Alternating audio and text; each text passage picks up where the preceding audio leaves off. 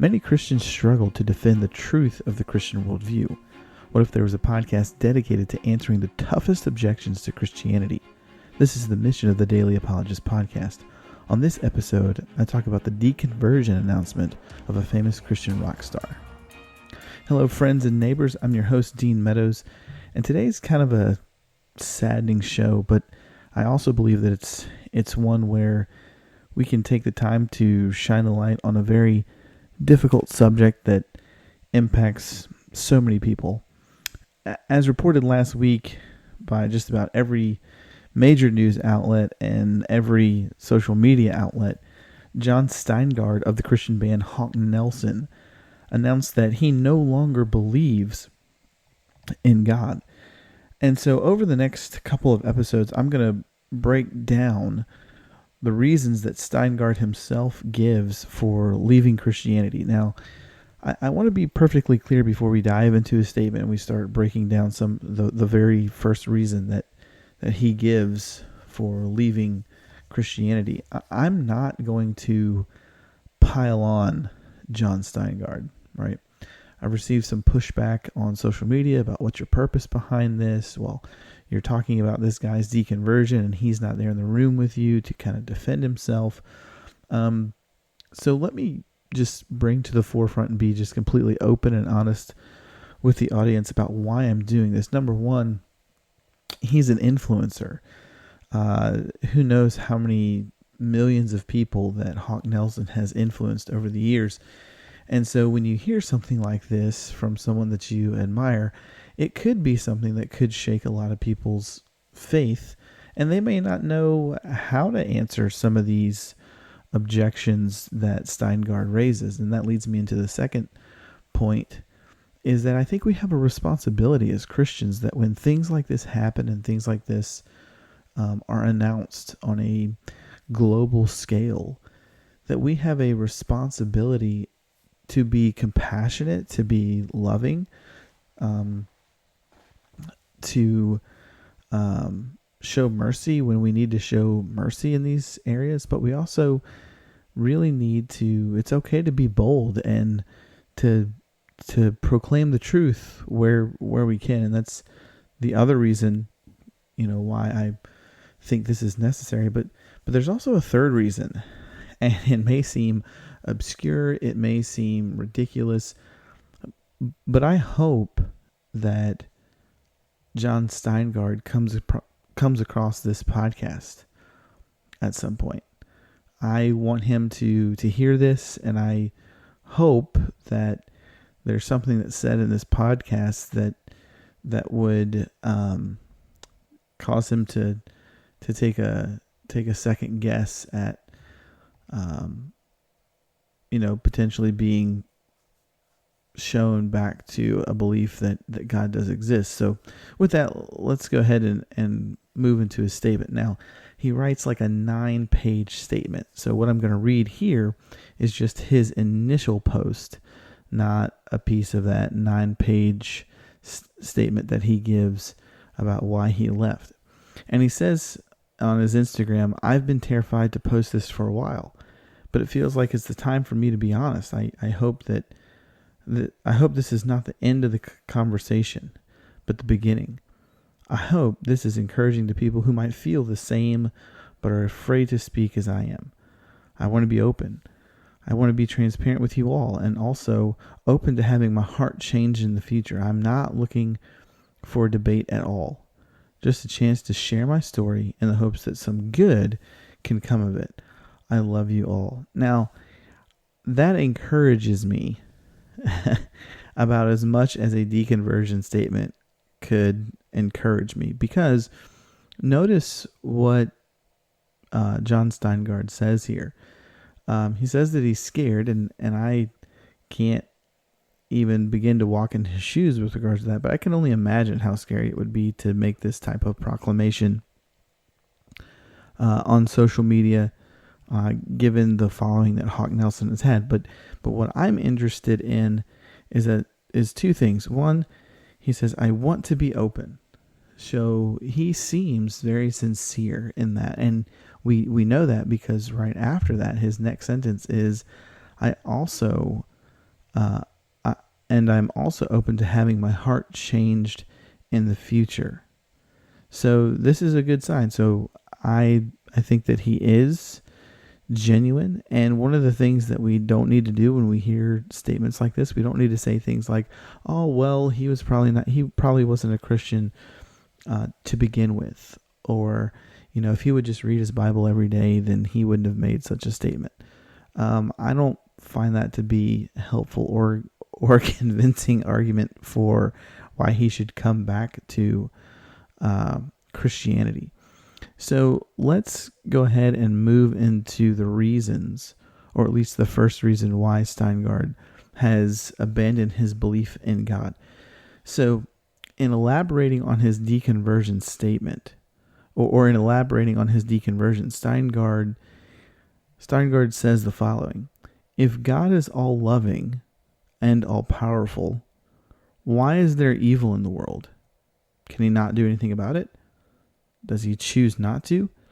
Is the evil in the world a result of his desire to give us free will? Okay, then, what about the famine and disease and the floods and all the suffering that isn't caused by human free will? So we see this reason that Steingard gives is what's known as the problem of evil. If God is real and God is all loving and God is all powerful, then why in the world does evil exist? Now, I fully admit that there's not a more significant argument that undercuts or seems to undercut the Christian faith like the problem of evil.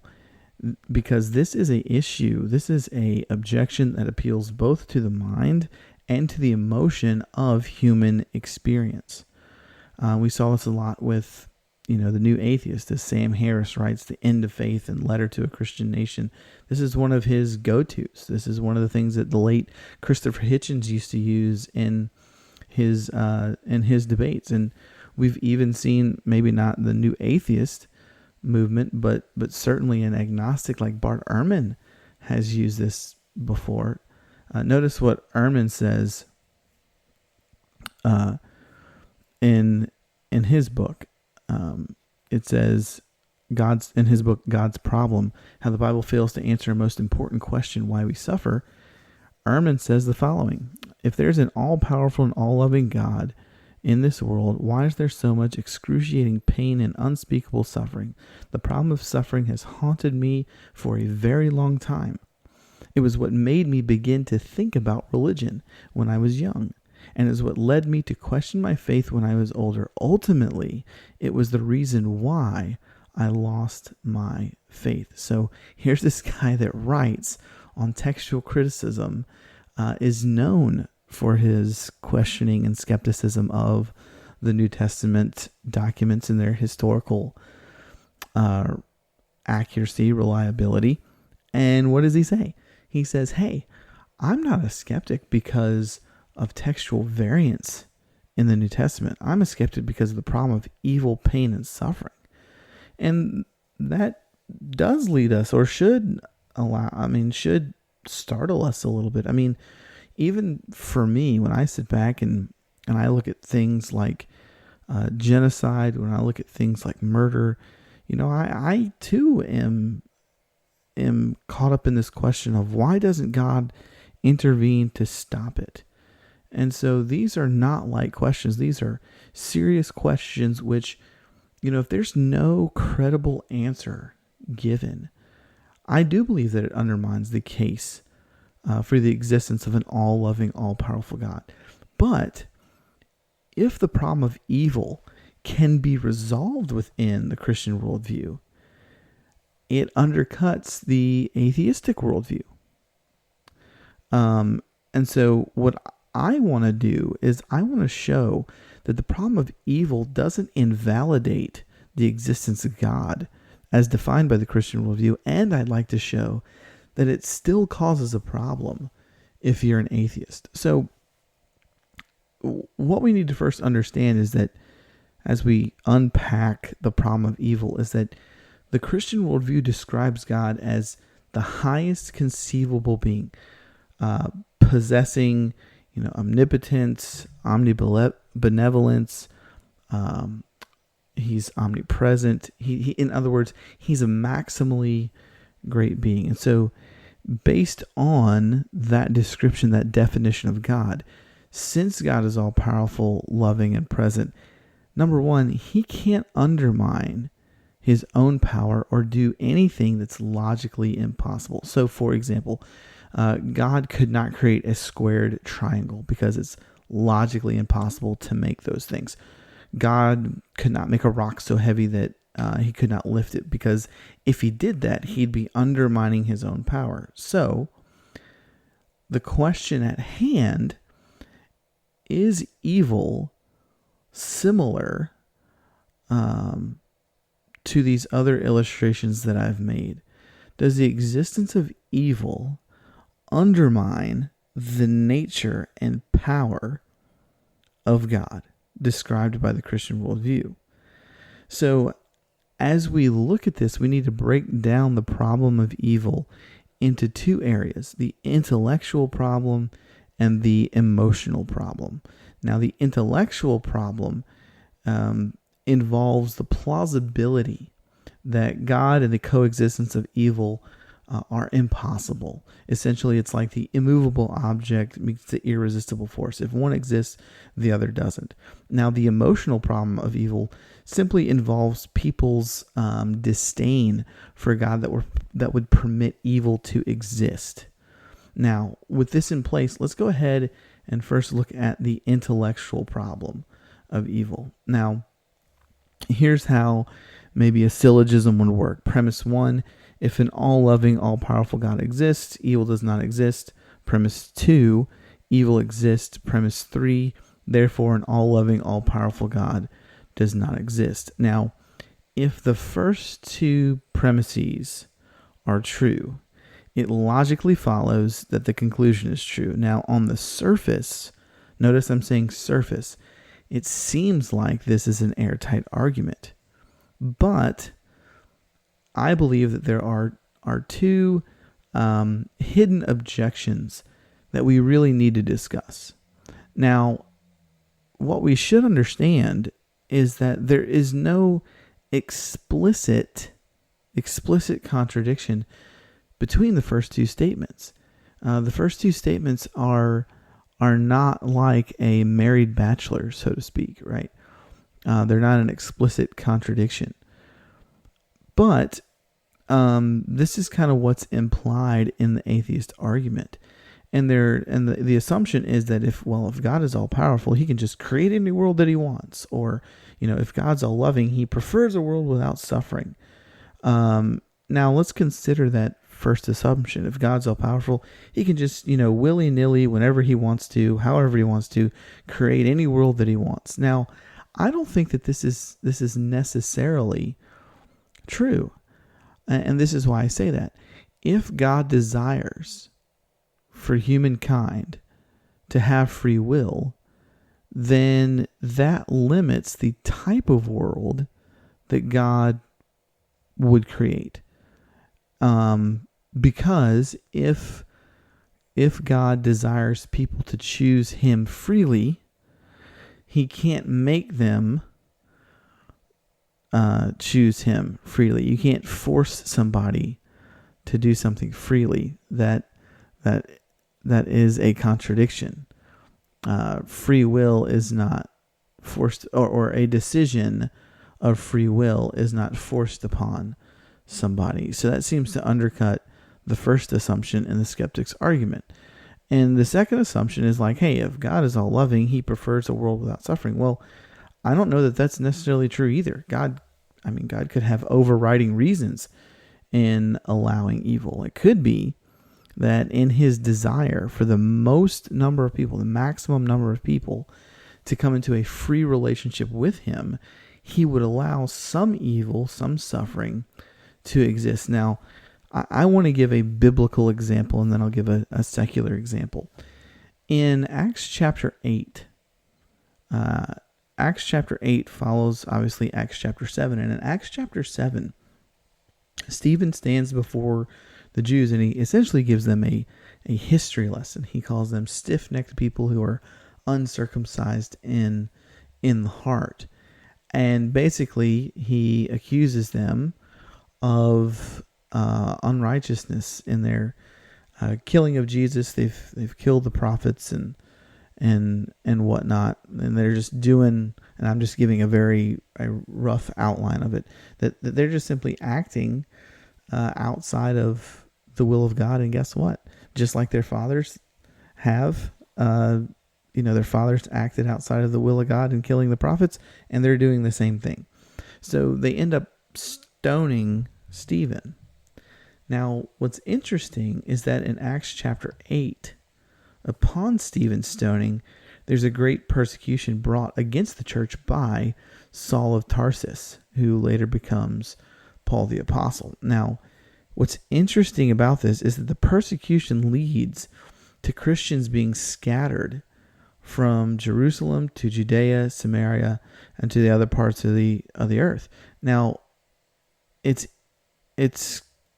I know I keep using the word interesting, but that falls in line exactly with what Jesus said in Acts chapter 1:8 to the apostles. Hey, you guys are going to be my witnesses in Judea, Samaria, and to the other parts of the world. And at this point in time, the church is centrally located in Jerusalem, but because of this persecution, Christians scatter, and the gospel scatters along with it. So this is an example in which God allowed this persecution to take place. Why? So that the maximum number of people, or a multitude of people who obviously live outside of Jerusalem, which would spread into the Gentile world, could come into a relationship with him. And then the other obvious one is the cross. I mean, you want to talk about a situation that screams of evil and pain and suffering. It certainly is the cross, as Jesus is clearly, just based on the descriptions of crucifixion and flogging and the use of the cat of nine tails, probably beaten beyond recognition. And crucifixion obviously was the most painful way to die in the ancient world, and the Romans were very good at it, and the Romans enjoyed it. But from that pain and from that suffering, God allows that to happen. Why? So that, as the Hebrew writer says, so the joy that was set before Jesus, he endures the cross, right? Why? Because Jesus understands the joy that comes from this is not the pain that he suffers, but the salvation, the sacrifice that is offered for sin. So those are at least two biblical examples in which God allows certain acts, certain pains, certain sufferings and evils to take place so that, people might come into a relationship with him. A secular example would be that of a 4 or 5-year-old child who has a severe cavity in their mouth. And the parent has a greater sense of knowledge than the child. And the parent knows that in order for the child to be healed, the child has to go to a dentist. They're going to have to get a numbing of the gum. And at some point, a doctor is going to have to take a drill and drill in their mouth. And the child, upon arriving at the dentist and seeing the drill and seeing the needle that's going to be used to numb his or her gum, understands, well, maybe doesn't understand that they're about to undergo some excruciating pain, and they don't want it, they don't like it, and they resist, they scream, they kick, they claw, maybe. And maybe they even shout out to the father, "Man, I hate you for this. I don't understand why this is happening. This is just a minor pain. It's not a really big deal," right? But what the father knows, the parents know, that if they allow that cavity to stay there, it's going to cause some serious damage to that child's mouth. There could be an infection, could get into the bloodstream. It could be really bad. And so the parents will allow that doctor to drill into the mouth of their child because they understand that at the end of that pain, at the end of that suffering, the cavity will be taken care of. And that seems reasonable to me, that God could have overriding reasons for allowing the evil pain and suffering that takes place in the world. And so, given these, given the fact that these first two original statements are not explicit contradictions, and also that the assumptions that have been raised are not valid assumptions, right? We've shown those to be fallacious assumptions. And the possibility that God has overriding reasons for allowing evil. It seems to me that the logical version of the problem of evil is false. And I think the skeptic's argument collapses under the burden of proof, required to show that the existence of evil makes God's existence logically impossible. And so I hope that is something that Mr.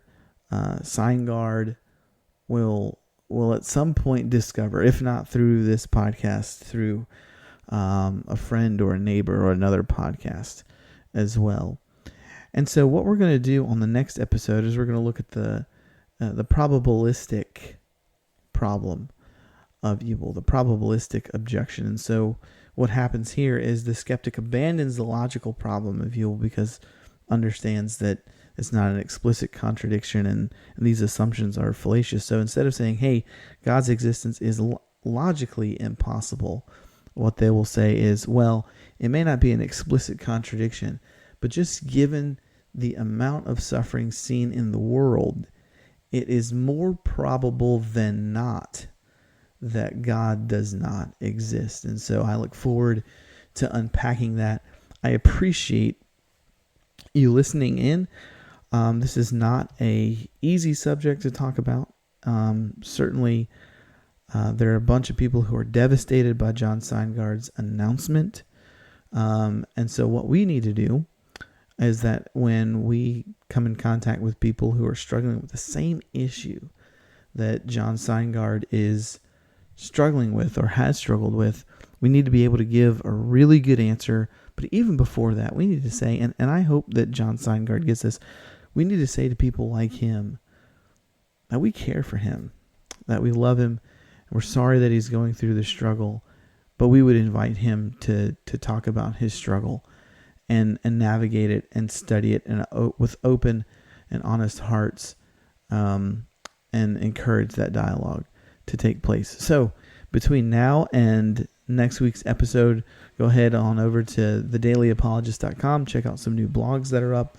Go ahead and check out our social media, Instagram, Facebook, Twitter. We're on TikTok now, Pinterest. We have things that are posted there. And also, if you haven't had the chance, check out my most recent debate with Kenneth Leonard on Does God Exist? That's on your Friendly Neighborhood Atheists YouTube channel. And then also Aaron Johnson, who is a contributor at The Daily Apologist. He recently had his first debate also with Kenneth Leonard on the YouTube channel, Your Friendly Neighborhood Atheist. And they talked about whether or not secular humanism could ground objective moral values and duties. It was a great conversation. Go ahead and check those out as well. Thank you guys so much for listening in today. My name is Dean Meadows, and for the Daily Apologist podcast, I am signing off. And remember, equip yourself to engage culture.